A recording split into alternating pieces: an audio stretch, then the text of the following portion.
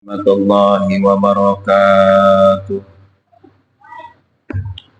Alhamdulillah, alhamdulillahilladzi arsala rasulahu bil huda wa dinil haqqi liyudhhirahu 'ala dini kulli.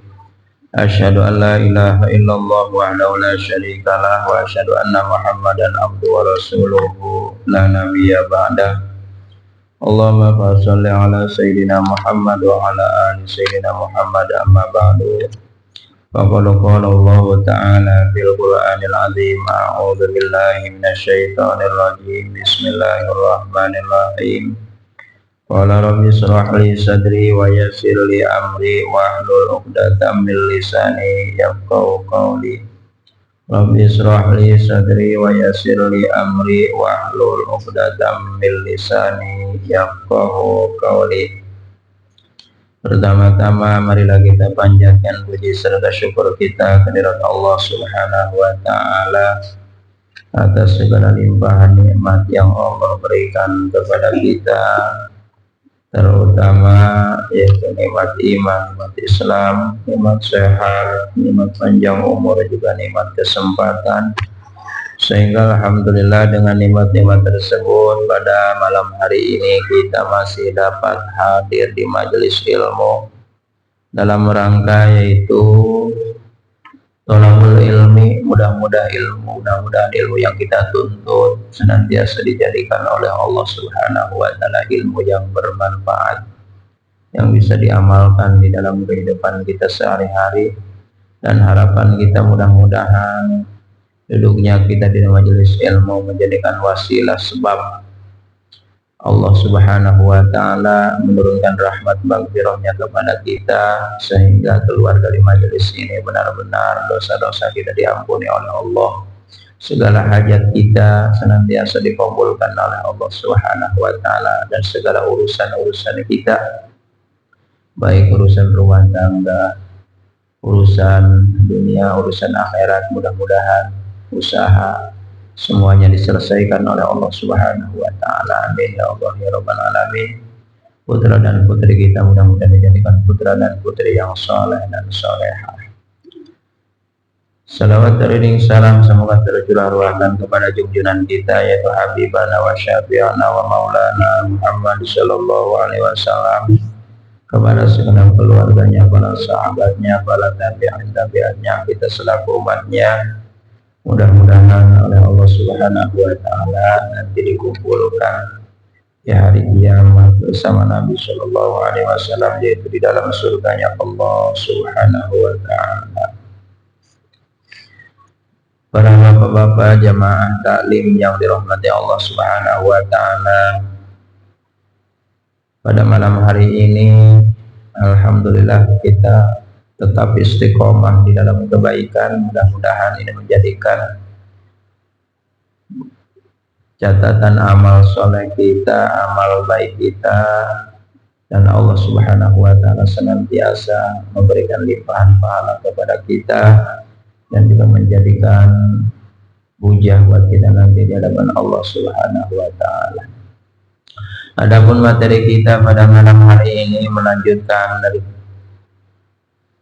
materi-materi yang sebelumnya yang sudah terjadwal. Biasa di pekan yang kedua pembahasan kita itu menerangkan tentang ilmu fikih, dan alhamdulillah sekarang sudah masuk kepada sunah-sunah sholat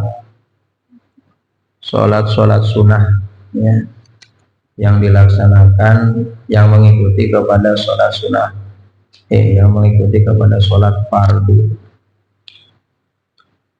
Baik. A'udzu billahi minasy syaithanir rajim. Bismillahirrahmanirrahim. Qala al-muallif rahimahullahu ta'ala wa nafa'ana bi ulumihi wa fahmalana bi asrarihi fi daraina amin.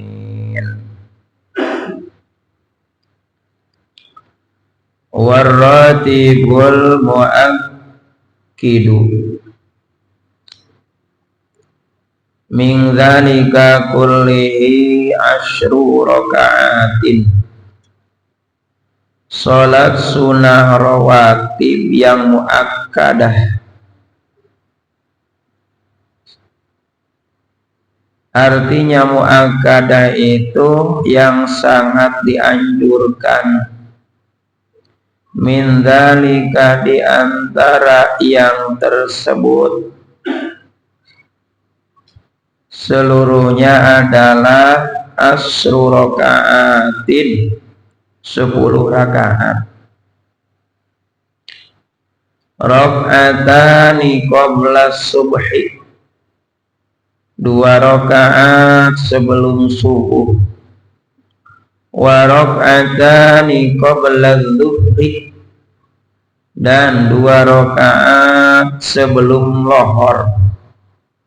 Wa rak'atani ba'daha, dan 2 rakaat setelah lohor.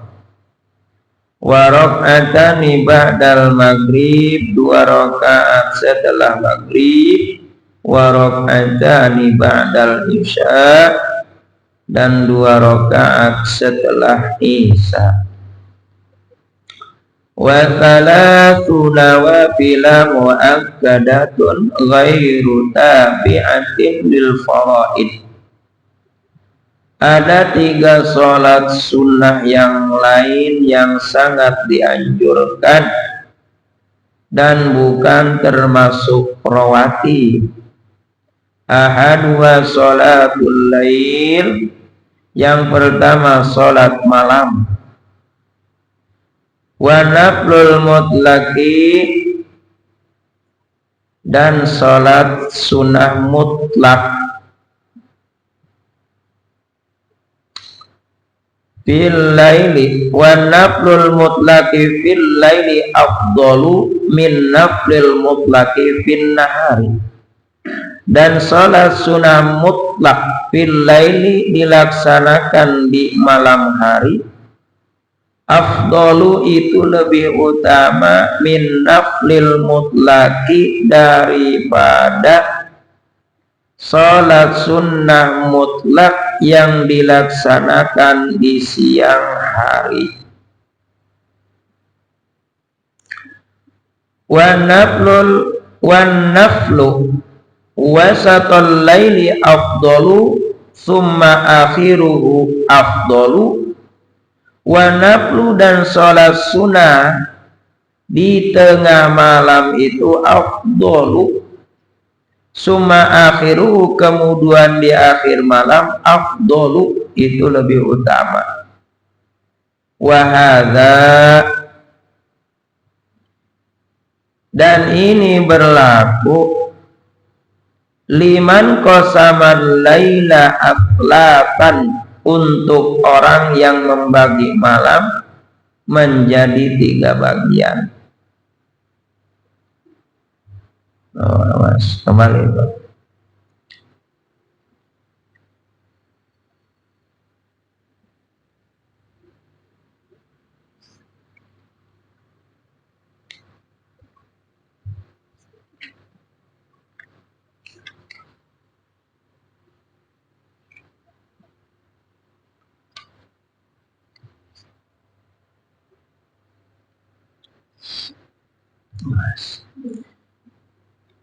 Jadi sholat itu Pak, ada yang namanya sholat sunnah rawatib, ada yang namanya sholat sunnah biasa, ya. Dan juga sholat sunnah ada yang disunahkan diberjamaahkan, dan ada yang tidak disunahkan diberjamaahkan, ya. Sama halnya dengan sholat wajib. Sholat wajib itu sholat fardu, ada yang sunnah diberjamaahkan, ada yang fardu ain, berarti wajib untuk diberjamaahkan. Ya, sekarang kita bahas satu-satu. Sholat wajib sunnah diberjamaahkan seperti halnya sholat yang 5 waktu. Menurut pandangan Imam Asy-Syafi'i, bahwasanya kebanyakan ulama mazhab Syafi'i mengatakan bahwasanya sholat fardu itu hukumnya sunnah muakkadah diberjamaah. Jadi hukum berjamaahnya sunnah muakkadah. Tapi kalau menurut sudut pandang daripada Imam Abu Hanifah, bahwasanya sholat berjamaah yang 5 waktu itu, sholat yang 5 waktu diberjamaahkan itu menjadikan syartun fi sihatis sholat, menjadikan syarat daripada sahnya sholat. Berarti kalau sholat yang 5 waktu menurut sudut pandang daripada Imam Abu Hanifah tidak diberjamaahkan, berarti sholat kita sia-sia kalau kita mengikuti mazhab Imam Abu Hanifah. Ada juga dari mazhab Imam Asy-Syafi'i yang mengatakan kayak Imam An-Nawawi, bahwasanya sholat berjamaah itu, sholat yang 5 waktu diberjamaahkan, itu hukumnya namanya fardu kifayah. Apa arti fardu kifayah? Ketika dia tidak dilaksanakan, orang kampung, orang perumahan, misalkan Pattimura tidak ada yang melaksanakan sholat berjamaah satu pun, maka berarti orang perumahan klaster Pattimura seluruhnya mendapatkan dosa. Ini mah katanya kan dilaksanakan oleh ibu-ibu, ada yang berjamaah. Kalau ibu-ibu nggak dihitung, yang dihitung adalah bapak. Tapi kalau ada salah satu di klaster ini yang melaksanakan berjamaah, maka berarti dosa seluruh orang yang ada di klaster ini diampuni oleh Allah Subhanahu wa Ta'ala. Jadi artinya tidak mendapatkan dosa karena meninggalkan sholat berjamaah. Tapi yang relevan itu adalah yaitu kaul Imam Asy-Syafi'i dan kebanyakan ulama-ulama yang mengikuti mazhab Imam Syafi'i, bahwasanya sholat berjamaah itu hukumnya sunnatun muakkadun. Kenapa demikian? Karena banyak sekali keistimewaan di dalamnya. Bahkan Rasul pernah mengatakan di dalam suatu hadisnya, kata Rasulullah sallallahu alaihi wasallam, "Man shalla as-salatal khamsi ma'al jama'ati falahu khamsatu asya'a." Barang siapa yang melaksanakan sholat yang 5 waktu disertai dengan berjamaah, falahu, maka dia akan mendapatkan 5 keistimewaan sekaligus dari Allah Subhanahu wa Ta'ala.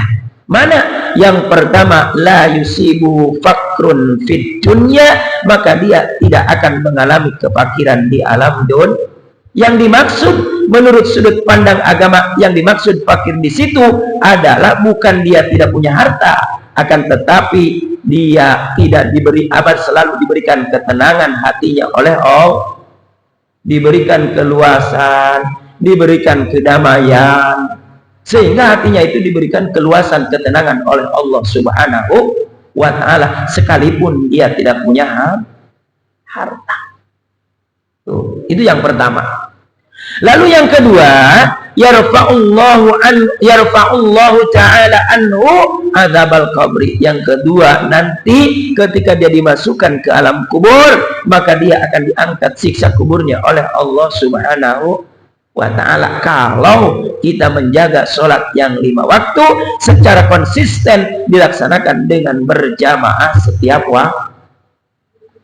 Terlebih-lebih kalau melaksanakan sholat itu, Pak, sebelum adzan dikomandangkan kita sudah hadir. Maksudnya apa?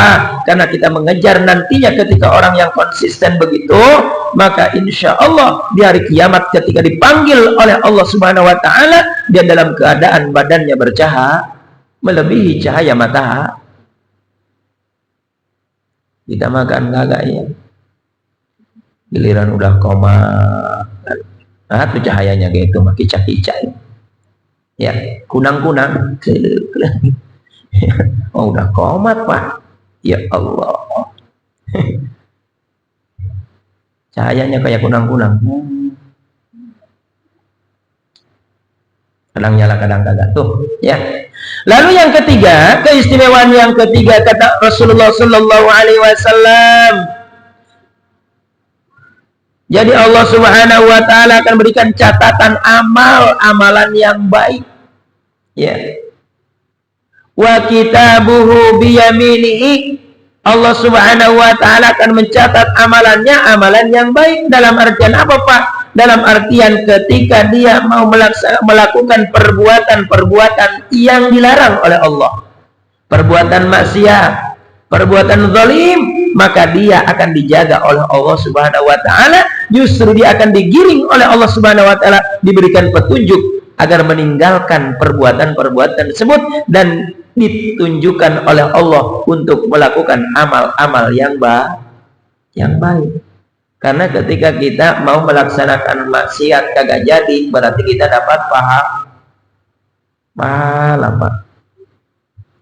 Melakukan perbuatan amal yang buruk kagak jadi kita, berarti kita dapat pahala tuh. Diarahkan kita oleh Allah, dijaga kita oleh Allah Subhanahu wa ta'ala. Maka catatan amalan yang baik. Yang keempat, yamurru ala sirati kalbalqil khatib.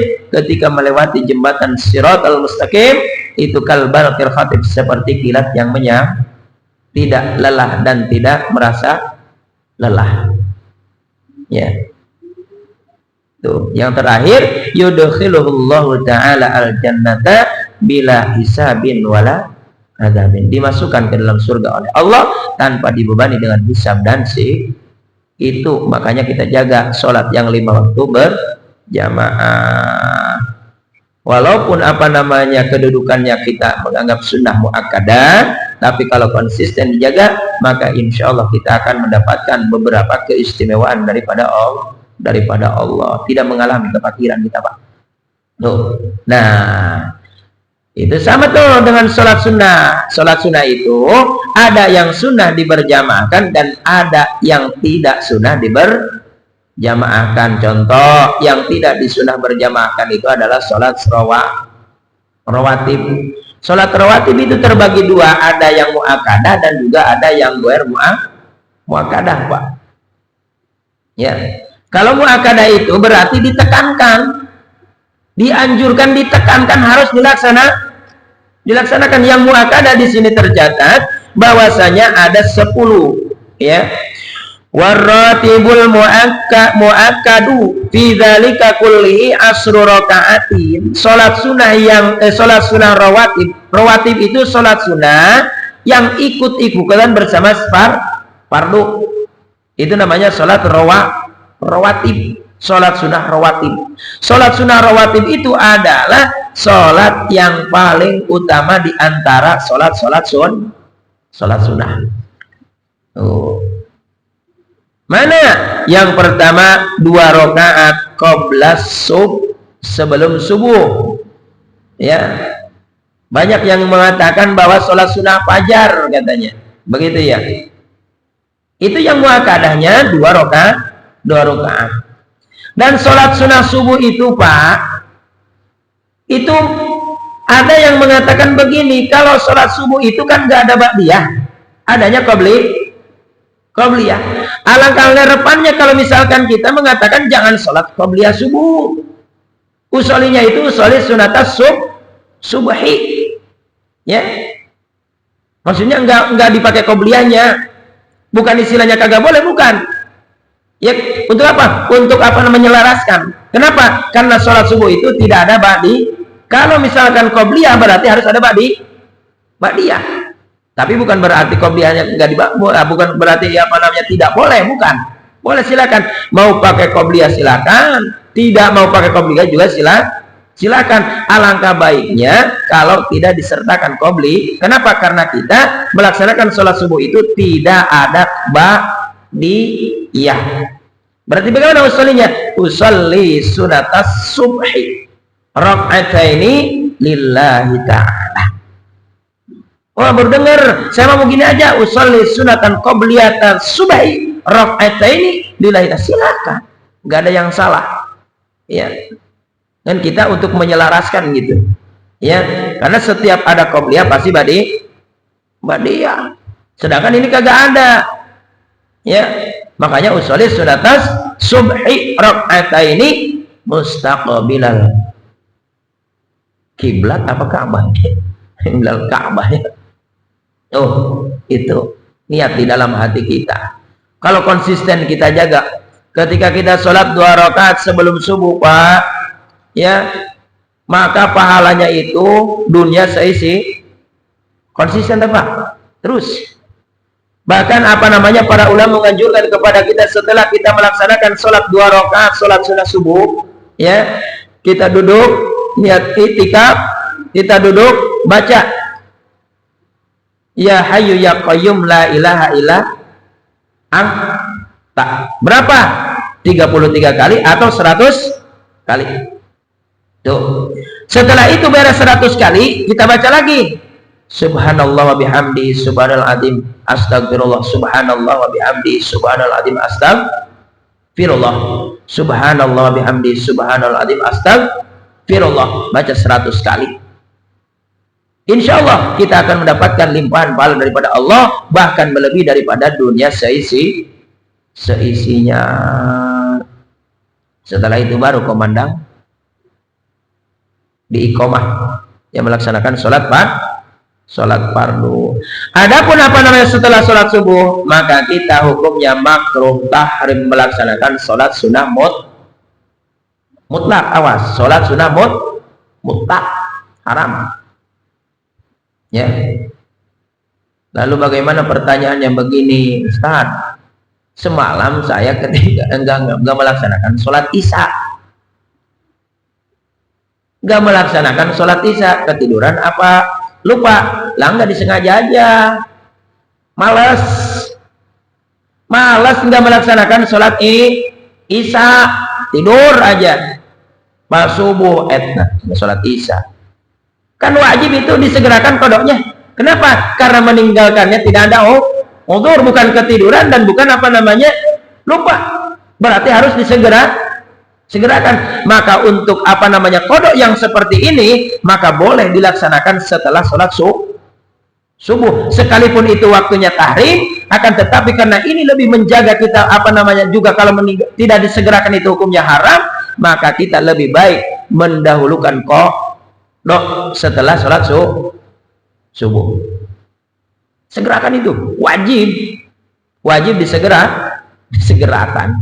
Kalau meninggalkannya itu tidak ada uzur. Kalau ada uzur mah boleh, ya, boleh milih mau kapan nggak ada waktu kita, silahkan.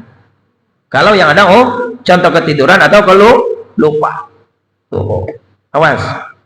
2 rakaat berarti ntar 2 rakaat sebelum subuh, wa rakaatani qabla dzuri, dan 2 rakaat sebelum lohor. Ini contoh yang muakkadah ini ya. 2 rakaat sebelum subuh, 2 rakaat sebelum lohor, 2 rakaat setelah lohor. Itu namanya muakkadah. 2 rakaat setelah maghrib,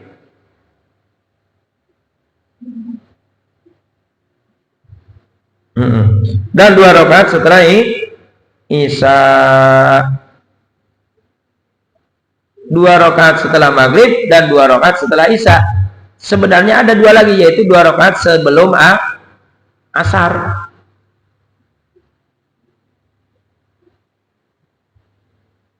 Dua rakaat sebelum asar. Berarti jumlah berapa tah? 12 ya. Di sini 10 ya. Di dalam kitab yang lain referensinya adalah 12. Asar soalnya yang itu. Lalu bagaimana selain daripada yang 12 tadi? Itu namanya sholat rawatib yang goer mu'akkadah. Sebelum lohor 2, setelah lohor 2, sebelum asar 2, sebelum maghrib 2, sebelum isya 2, sebelum subuh 2. Itu namanya goer mu'akkadah. Jadi ada yang mu'akkadah, ada yang goer mu'akkadah. Bahkan di dalam suatu hadis Rasulullah Shallallahu Alaihi Wasallam, ya, man sholla arba'a raka'atin qabla dhuhri wa ba'daha harramallahu jasadahu ala nirah. barang siapa yang menjaga sholat sunnah 4 rakaat sebelum lohor, 2 rakaat setelah lohor, haramallahu jasadahu ala, maka dia diharamkan untuk masuk neraka. Tuh, dalam sebagian hadis Rasulullah Shallallahu Alaihi Wasallam. Padahal yang 2 rakaat kan muakkadah, yang 2 rakaat lagi ghair muakkadah, badiahnya berarti 4 ya. Lohor itu 4. Sebelum lohor yang muakkadah 2 rakaat, dan ghair muakkadahnya 2 rakaat. Setelah lohor yang muakkadah 2 rakaat, yang ghair muakkadahnya 2 rakaat. Subuh begitu, 2 rakaat yang muakkadah dan 2 rakaat yang ghair muakkadah. Asar 2 rakaat yang muakkadah dan 2 rakaat ghair muakkadah. Maghrib 2 rakaat sebelum maghrib ghair muakkadah, dan setelah maghrib namanya muakkadah. Isya sama, sebelum isya ghair muakkadah, dan setelah isya namanya muakkadah. Itu runtutan daripada sholat sunnah rawatib yang mengikuti kepada sholat fardu yang harus mesti kita jaga. Tapi kadang-kadang aneh kita, Pak, sholat sunnahnya gesit, iya, giliran sholat qodho kagak gesit. Itu mendingan kita ngelaksanin qodho dulu, Pak. Ya, kalau misalkan dulu kita, ya, di dalam kehidupan itu kan kadang-kadang kita, ya, baru diberikan terbuka hati, kita hidayah itu udah dewasa. Kadang umur 40 tahun, ada yang 50 tahun. Ya mungkin dalam kehidupan itu karena kita selain bergaulnya di jalan, misalkan ya sering meninggalkan sholat, maka fokuskan dengan qodho. Ya, untuk sholat yang kita tinggalkan di masalah, jangan kita fokuskan kepada sunnah. Kalaupun istilahnya qodho itu melebihi daripada sholat yang kita tinggalkan, maka akan masuk ke dalam sunnah. Tapi kalau misalkan kita melaksanakan sholat sunnah sementara kita masih punya utang, berarti sholat sunnah itu sia-sia, tidak bisa menggantikan kepada sholat qodho fardu. Makanya kita fokuskan kepada qodho. Ya. Kalau misalkan 40 tahun dari mulai mulai istilahnya konsistennya 40 tahun, berarti umur 15 tahun, ambillah umur 15 tahun kita dewasa, balik. Berapa tuh? 25. 40 tahun diambil 15. Berapa? 25 tahun, Pak. Terus ngodok dohor 8 rakaat, asar 8 rakaat. Kalau asar bagusnya qodhonya sebelum salat ada. Qodho dulu, usolli fardhol asri qodhoan lillahi ta'ala, Allahu akbar. Usolli fardhol asri arba rakaatim mustaqbilal qiblati qodhoan lillahi ta'ala, Allahu akbar. Itu. Baru setelah itu salat ada. Usolli fardhol asri arba mustaqbilal qiblati, adaan imaman, adaan makmuman lillah, atau ada alilah sekalian sorangan, sendirian sholatnya gitu. Ya, tuh qodho, Pak, qodho, ya, bayar utang. Ya, siapa yang bayar utang kita? Kalau bukan kita. Berani berutang harus berani bertanggung jawab, bayar. Apalagi utang sama Allah, harus disegerakan itu. Takut mati kita. Ya, takut mati. Yang namanya mati kan gak lihat-lihat, Pak. Kalau saya mau umur 40 tahun masih wah. Iya. Masih jaga keras ini, sehat. Siapa tahu besok ngegoler kita. Iya. Awas tuh. Wa salatun nawafil muakkadatun ghairu tabi'atin lil Qur'an. Ada juga 3 salat sunnah. Hukumnya muakkadah, berarti bukan ditekankan harus dilaksanakan, tapi tidak ikut kepada salat berarti bukan daripada salat sunnah Mana? Yang pertama, sholatul lail, sholat malam. Apa sholat malam, Pak? Sholat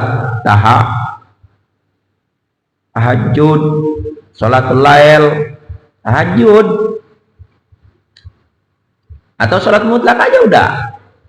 Pas malam bangun jam 2, kerucum langsung ngambil air wudhu, usolli rakaataini, ya, usolli sunatan rakaataini lillahi ta'ala, Allahu akbar, ya, gitu. Namanya sholat sunnah mutlak. Sholat sunnah tahajud, usolli sunatan tahajud rakaataini mustaqbilal qiblat lillahi ta'ala, Allahu akbar. Sholat sunnah tahajud. Kita mah kadang-kadang namanya kalau bulan puasa ramai kita sholat sunnah, giliran beres berpuasa udah malas,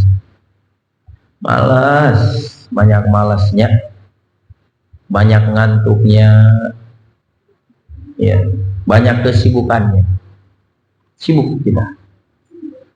Padahal nggak ngapain tapi sibuk. Hati yang sibuk. Ada nongkrong tapi sibuk. Pikiran sibuk, hati sibuk kan.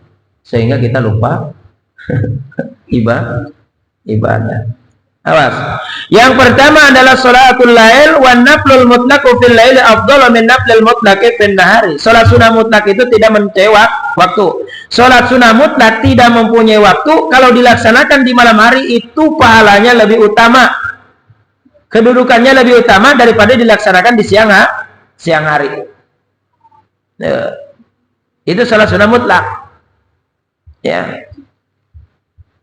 Wa naflu wastal laili afdalu tsumma akhiru afdalu hadza, ya. Dan juga ketika kita melaksanakan sholat sunnah, baik itu sholat sunnah mutlak atau sholat sunnah tahajud atau sholat sunnah witir, dilaksanakan di tengah malam, itu jauh lebih utama daripada di awal malam. Dan di akhir malam itu lebih utama daripada di tengah malam. Kalau dinisbatkan kepada orang yang menghitung malam itu menjadi tiga bagian. Kalau misalkan kita mulai malam jam 6, habis malam jam 5. Ada berapa tuh? Ada berapa jam? 10. Ada 10. 10 dibagi 3. 3 jam, 3 jam. 6, 7, 8, 9. Itu jam pertama.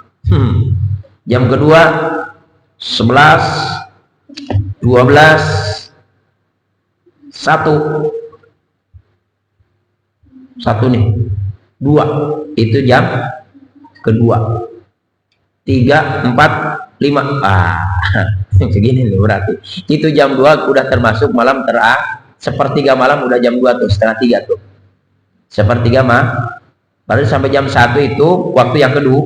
Kalau satu malam itu dibagi menjadi 3 bagian, berarti setengah 3 jam 3 atau setengah 4 jam 4, sholat sunnah di situ jauh utamanya, lebih utama gitu dibanding daripada dilaksanakan jam 12 sampai jam 1. Apalagi sore habis sholat isya sunnah, nah, itu mah ya bukan kagak boleh, bukan silakan. Dengan kita kan nilai keutamaannya, ya, bobotnya itu, ya. Sholat sunnahnya mah sama, tapi bobotnya yang beda, Pak. Jeruknya mah sama, tapi jeruk itu ada yang kecil, ada yang gede. Iya. Jeruknya mah sama. Itu. Sama-sama jeruk. Sama-sama sholat sunnah, tapi bobotnya beda. Utama. Tuh. Makanya kita harus sering bangun malam.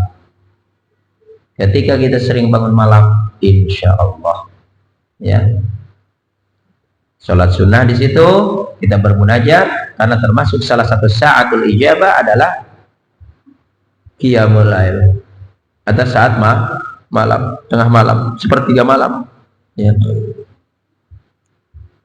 Kita melihat. Watani sholatu duha, yang kedua sholat yang muakkad, ya. Yang kedua salat duha, ya. Watani sholatu duha, yang kedua adalah sholat sunnah duha. Wa aqalluha rakaatani, dan sedikitnya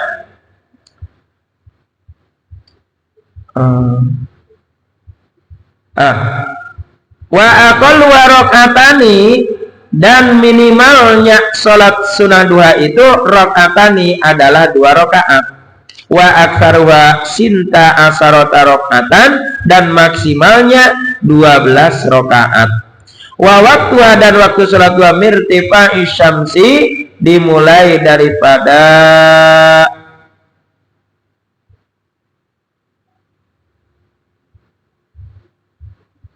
munculnya matahari,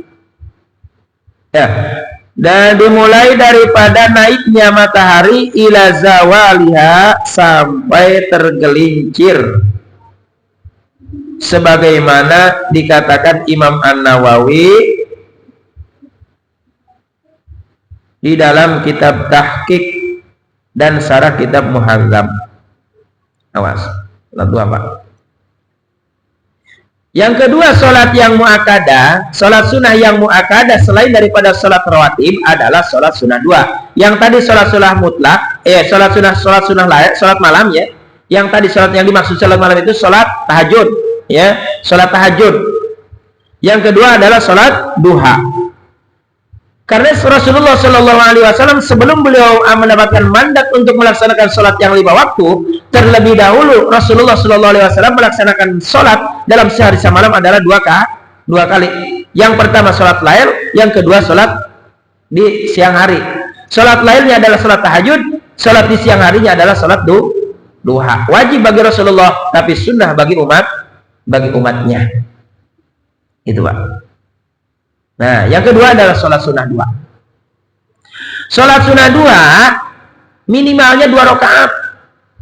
Ya, sholat sunnah dua itu minimal dilaksanakan 2 rakaat. Lalu di mana dilaksanakannya? Silakan di mana. Mau di rumah silakan. Mau di musola silakan. Mau di masjid utama, ya silakan. Sholat sunnah itu bagusnya dilaksanakan di rumah. Sekalipun itu sholat qobliyah bagusnya di rumah, ba'diyah qobliyah bagusnya di rumah. Tapi kadang-kadang Pak, kalau di rumah itu kadang-kadang malasnya luar biasa kita.